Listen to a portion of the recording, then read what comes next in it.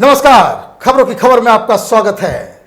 पश्चिम Bengal corona के ज्वालामुखी पर बैठा हुआ है, लेकिन ममता बनर्जी राजनीति का एक अजीबोगरीब गंदा खेल खेल रही है। देश भर के मुख्यमंत्री अपने लोगों की जान बचाने में जुटे हुए हैं, लेकिन ममता बनर्जी अपनी गंदी वोट बैंक पॉलिटिक्स के चक्कर में आतंकवादियों को बचाने में पूरी जुटी हुई है। मैं आपको बताऊं, एक ऐसी खबर आई है जिसे सुनकर आपका दिमाग हिल जाएगा।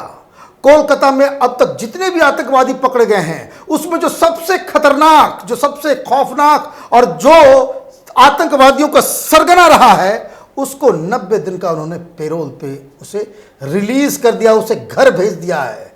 मैं इस खबर पे आऊंगा, लेकिन मैं आपको बता दूं, यह खबर इसलिए भी इंपॉर्टेंट है कि अगर आप किसी भी पश्चिम बंगाल के किसी भी अपने मित्र को फोन करेंगे, सब लोग यही कह रहे हैं कि पता नहीं ममता बनर्जी इस राज्य को किस अंधकार की ओर लेकर के जा रही है। पता ही नहीं चल पा रहा है, कोरोना है नहीं है, कितने लोग की टेस्टिंग हुई है, कितने लोग का इलाज हो रहा है, कोरोना से कितने लोग मारे जा रहे हैं, डाटा को फर्ज किया जा रहा है, टेस्टिंग नहीं हो रही है। एक से एक कहानियां पश्चिम बंगाल से आ रही है जो हर बंगालियों को शर्मसार करने वाली है। मैं उस पर आऊंगा, लेकिन पहले बात करते हैं उस आतंकवादी की जिसे ममता बनर्जी ने 2021 के अपने जो वहां जो चुनाव होने वाले हैं, उसके मद्देनजर वोट बैंक के खातिर उसे 90 दिन का पेरोल डाल दिया। इस शख्स को देखिए, यह राशिद खान है। इसे आतंकवाद के जुर्म में उम्र कैद की सजा मिली हुई है टाडा के तहत। और इसका जुर्म क्या है? तो 1993 में इसके घर में आरडीएक्स का ब्लास्ट हुआ था। कोलकाता में एक जगह है बऊ बाजार, कलकत्ता के बीच सेंटर में, और ये पूरे कोलकाता में सट्टा बाजार का किंग माना जा रहा डॉन, कलकत्ता का ये डॉन हुआ करता था, ठीक उसी तरह से जैसे दाऊद इब्राहिम मुंबई का डॉन हुआ करता था। मैं दाऊद इब्राहिम का नाम इसलिए मैं ले रहा हूं क्योंकि ये दाऊद इब्राहिम का ही एक प्यादा था जो कलकत्ता में ऑपरेट कर रहा था। बंबई में सीरियल ब्लास्ट के ठीक 4 दिन बाद कोलकाता में भी एक ब्लास्ट हुआ था बऊ बाजार में। राशिद खान का एक रेस्टोरेंट था जहां मुगलई नॉनवेज के लिए वो काफी फेमस था, लेकिन उसके बेसमेंट में यह आरडीएक्स जमा करता था।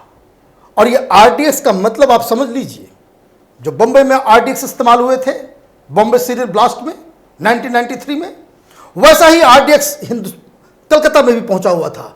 यह आरडीएक्स कहां से आता है? यह आरडीएक्स पाकिस्तान से आता है। मतलब यह कि राशिद खान का पूरा कनेक्शन दाऊद इब्राहिम और पाकिस्तान के साथ उसका जुड़ा हुआ था। और यह जो बेसमेंट, जो रेस्टोरेंट के नीचे जो बेसमेंट था बऊ बाजार में, वहां पे ये लोग बम बनाने की तैयारी में जुटे हुए थे। ठीक वैसे ही जैसे आपने फिल्मों में देखा होगा, पढ़ा होगा कि बॉम्बे में किस तरह से आरडीएक्स आया और वहां पे आईईडी को जो है वहां पे बनाया गया, लेकिन वहां ये सक्सेसफुल नहीं हो सका और उसमें ब्लास्ट हो गया। अब कितनी भारी मात्रा में वहां पे आरडीएक्स होगा, इसका अंदाजा आप ये लगा सकते हैं कि जिस जगह बऊ बाजार में ये धमाका हुआ था, उससे 3-3 किलोमीटर दूर तक घर और लोग धमाके ही नहीं सुने, अपने बिस्तरों से गिर गए थे। रात का समय था 1:30 बजे जब यह धमाका हुआ था। पूरे कलकत्ता और सारे जगह ये सनसनी फैल गई। कभी 4 दिन पहले मुंबई में सीरियल ब्लास्ट हुआ, फिर कोलकाता में ब्लास्ट हो गया। मालूम चला यह शख्स राशिद खान बाकायदा उस पूरे आतंकवादी नेटवर्क से जुड़ा हुआ है जिसने पूरे हिंदुस्तान के अंदर में उस दौरान से लेकर के 2005-06 तक लगातार जो ब्लास्ट करवाता रहा है। 7-8 साल के बाद इसे सजा हुई, इसे दोषी पाया गया और टाडा के तहत इसे उम्र कैद में भेज दिया गया। तो इसमें कोई डाउट ही नहीं है कि यह शख्स तो कलकत्ता का डॉन ही था, आतंकवादी था और इसके तार पाकिस्तान के साथ जुड़े हुए थे। लेकिन पश्चिम बंगाल की राजनीति भी अजीबोगरीब है। ममता बनर्जी से पहले बताया जा रहा है कि ये जो शख्स जो ऑपरेट करता था, ये वहां का सट्टा बाजार जुआ चला रहे, सट्टा का क्या होता है तो जुआ है। और ये जिस समय सीपीएम की सरकार थी तो ये सीपीएम का बहुत ही चहेता था। ये वोट मैनेज करवाता था सीपीएम के लिए, मुस्लिम वोट का जो सबसे बड़ा मैनेजर था, पैसे दिया करता था। और जब ममता बनर्जी की सरकार आई तो ममता बनर्जी भी इसकी आरती उतारने में जुट गई। मैं आपको बता दूं, अभी जो उसको पेरोल दिया गया है, बहाना है। सुप्रीम कोर्ट ने कहा कि जो कोरोना की वजह से जो जेल के अंदर में भी फैल सकता है, तो जो उस तरह के ह्यूमैनिटेरियन ग्राउंड पे उसको बाहर निकाला जा सकता है, आप उसे बाहर निकाले। ममता बनर्जी ने सबसे पहले इस आतंकवादी को बाहर निकाल दिया। क्यों? क्योंकि ममता बनर्जी चाहती है कि यह आदमी बाहर निकले और एक गुडविल क्रिएट हो, आतंकवादी का गुडविल लेना चाहती है ममता बनर्जी, ताकि 2021 में जो चुनाव होंगे तो उसमें इनका जो वोट बैंक जो है बिल्कुल सॉलिड, रॉक सॉलिड इनके पीछे जो है पड़ा रहे।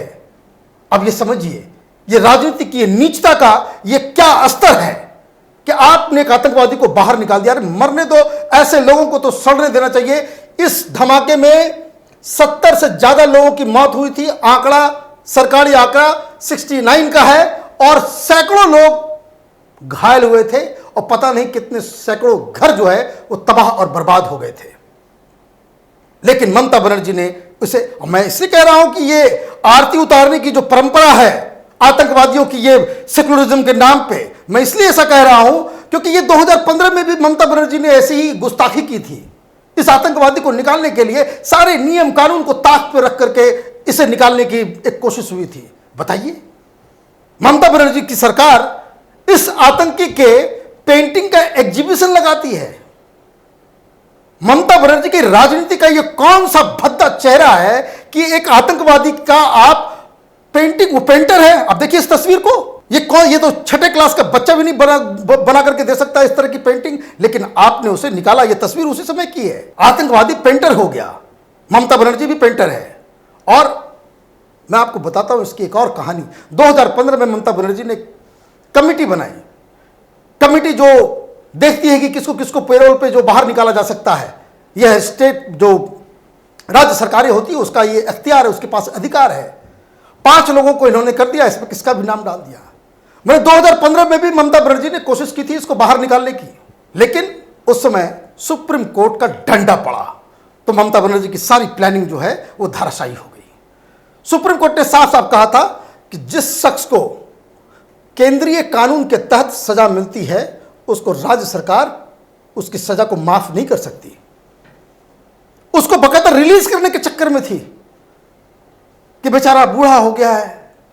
अरे 70 लोगों के आसपास लोग मारे गए हैं, आप उसके साथ इस तरह का बर्ताव करेंगे? कानून को ताक पर रख करके जब सुप्रीम कोर्ट का डंडा लगा तब यह शख्स को फिर वापस भेज दिया गया। जब वो वापस चला गया, जेल से जब निकलने का सारे रास्ते बंद हो गए, तो ममता बनर्जी ने इसे पेंटर बना दिया। और पेंटर बना करके देखिए उस तरह की, देखिए उस तरह का एग्जीबिशन लगवाता था। बहुत सारे फर्जी पत्रकार आजकल सवाल पूछने का शौक इन लोगों ने पाल रखा है, लेकिन कभी किसी ने नहीं पूछा ये किस तरह की पेंटिंग का एग्जीबिशन है जो आतंकवादियों को रिलीफ देने के लिए किया जा रहा है। और ये जो सेक्युलर ब्रिगेड है, लेफ्ट लिबरल कबाल, उसके बाइट्स छाप रहा है अपने अखबारों में कि अगर मैं रिलीज हो गया तो मैं बच्चों के लिए स्कूल खोलूंगा। और ये सब अब क्यों हो रहा है? 2015 में जो ममता बनर्जी ने जो कोशिश की थी वो इसलिए उसको रिलीज करने के लिए नवंबर का समय था, और ठीक 4-5 महीने के बाद 2016 में चुनाव होने वाले थे। अब फिर वैसा मौका आया तो कोरोना के नाम पे ममता बनर्जी ने फटाक से इस शख्स को जो है बाहर निकाल दिया। समझने वाली बात क्या है कि ममता बनर्जी कोरोना से किस तरह से लड़ रही है ये तो अब जग जाहिर है। टेस्ट वहां करवा नहीं रही है। हर राज्य में सबको मालूम है कि तबलीगियों की वजह से कहां कहां फैला। सिर्फ पश्चिम बंगाल में तबलीगी गए या नहीं गए ये कोई बता ही नहीं सकता। कोई नाम ले लो तो उसको पुलिस पकड़ के अंदर डाल देगी। ये राजनीति का ये स्तर है, लोगों की जान फंसी हुई है, और इसलिए बंगाल में लोग दहशत में हैं। पता ही नहीं चल पा रहा। पूरे देश में कोरोना से मरने वालों की पूरी रिपोर्ट आ रही है। ममता बनर्जी ने वहां कमेटी बिठा दी है कि जिन लोगों की मौत हो रही है तो वो कमेटी तय करेगी ये कोरोना से ग्रसित था या नहीं था।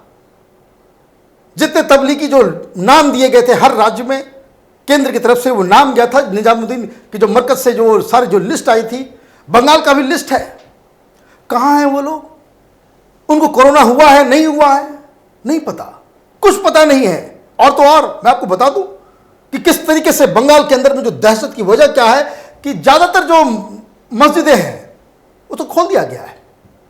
वहाँ नमाज हो रहा है रेगुलर, बहुत सारे वीडियो सोशल मीडिया में आप देखते होंगे किस तरीके से जो है कलकत्ता के अंदर पे भी मैंने खुला खेल फर्रुखाबादी वहाँ पे चल रहा है, न टेस्ट हो रहे हैं। झूठ बोल दी, अच्छा टेस्ट पे याद आ गया, झूठ बोल दी कि कोलकाता में जो है पश्चिम बंगाल सरकार के पास सिर्फ 40 जो है हमारे पास टेस्ट किट है, सेंटर हमको टेस्ट किट नहीं दे रही है। NICED जो टेस्टिंग करती है उसके चीफ ने पश्चिम बंगाल उन्होंने कहा कि 27,000 किट्स हमारे पास पड़े हुए हैं, कोई टेस्ट के लिए आ ही नहीं रहा है। अगर आपकी तबीयत भी खराब है, अगर आप टेस्ट कराना चाहेंगे तब भी वो पश्चिम बंगाल में आपका टेस्टिंग नहीं हो सकता है, क्योंकि टेस्टिंग के लिए भी अप्रूवल की जरूरत होती है। लोग भटक रहे हैं, लोगों की तबीयत खराब हो रही है, खांसी है, फीवर है, सारे सिम्टम्स नजर आ रहे हैं, लेकिन उनको अगर टेस्ट करवाना है तो ममता बनर्जी की सरकार तय करेगी कि वे टेस्ट होगा या नहीं होगा, और टेस्टिंग के लिए लोग आ ही नहीं रहे। तो ना टेस्ट होगा, ना पता चलेगा, ना गिनती बढ़ेगी, ना कुछ होगा। लेकिन जनता धीरे धीरे अंदर अंदर उनको समझ में आ गया है कि ममता बनर्जी के लिए कोरोना जैसी महामारी भी राजनीति का एक टूल है। ये राजनीति की जो सबसे घटिया स्तर आप उसके बारे में सोच सकते हैं, जहां पे वो राज्य के लोगों की जान को ही जो है बकायदा मौत के मुहाने पर रख चुकी है, ताकि वो 2021 के चुनाव को जीत सके, उनका वोट बैंक जो है वो इंटैक्ट रहे। बंगाल में कोरोना के कहर से किस तरीके से ये जो पूरा जो ममता बनर्जी का डिजाइन फेल हो रहा है, इसके बारे में हम आपको आगे भी बताते रहेंगे। आप देखते रहिए कैपिटल टीवी। हमारे वीडियोस को लाइक कीजिए, शेयर कीजिए और हमारे चैनल को सब्सक्राइब कीजिए। धन्यवाद।